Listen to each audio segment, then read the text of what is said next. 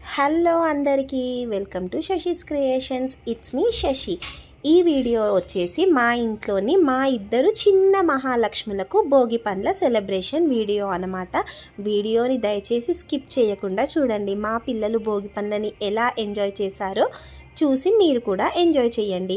మా ఇంట్లో భోగి పండ్లని పోసుకోవడానికి మా ఇంట్లో అయితే ఇద్దరు చిన్నపిల్లలు, నా కూతురు మా తమ్ముడి కూతురు, మా ఇంటి ఇద్దరు మహాలక్ష్ములకి భోగి పండ్లని మా మమ్మీ వాళ్ళ ఇంట్లో సెలబ్రేట్ చేసామన్నమాట.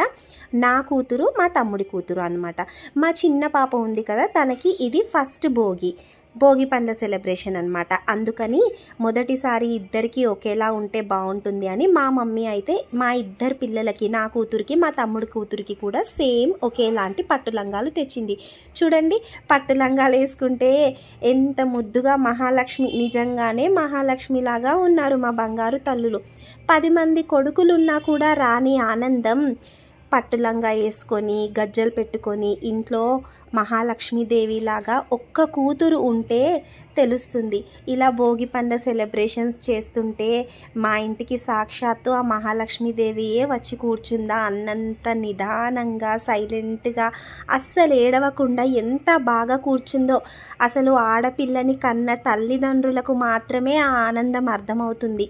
ఇలా కూతుర్లని చూసుకోవడంలో ఉండే ఆనందం చాలామంది పేరెంట్స్కి అమ్మాయిని కంటేనే తెలుస్తుంది. చూడండి ఎంత బాగున్నారో. అదే మగపిల్లలకి ఇంత ఆర్భాటం అంటూ ఉండదు. అందుకే ఒక బంగారం లాంటి కూతురు ఉండాలి అనేసి అంటారు. యాక్చువల్గా ఈ భోగి పండ్ల సాంప్రదాయం అనేది మన పెద్దల కాలం నాటి నుంచి ఉంది. ఈ భోగి పండ్లని చిన్నపిల్లలకి ఎందుకు చేస్తారు అంటే వాళ్ళకి ఏదైనా దిష్టి ఉంటే పోతుంది అనేసి చేస్తారు.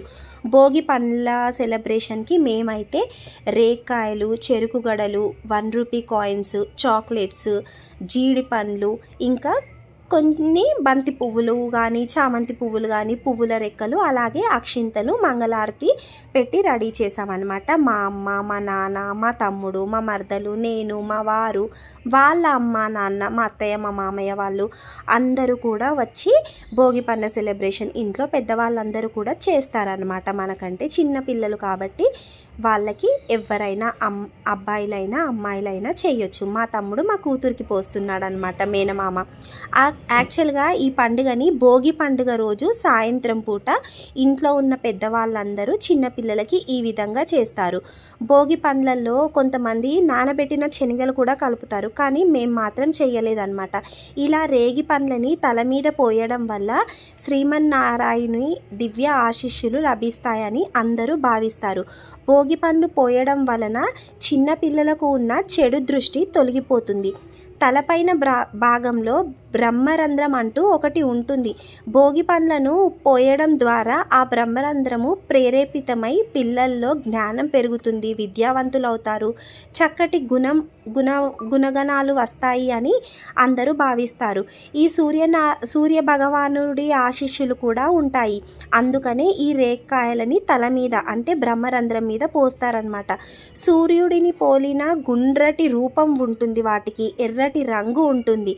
అందుకే ఈ రేగికాయలు చాలా కంపల్సరీగా ఉండాలి.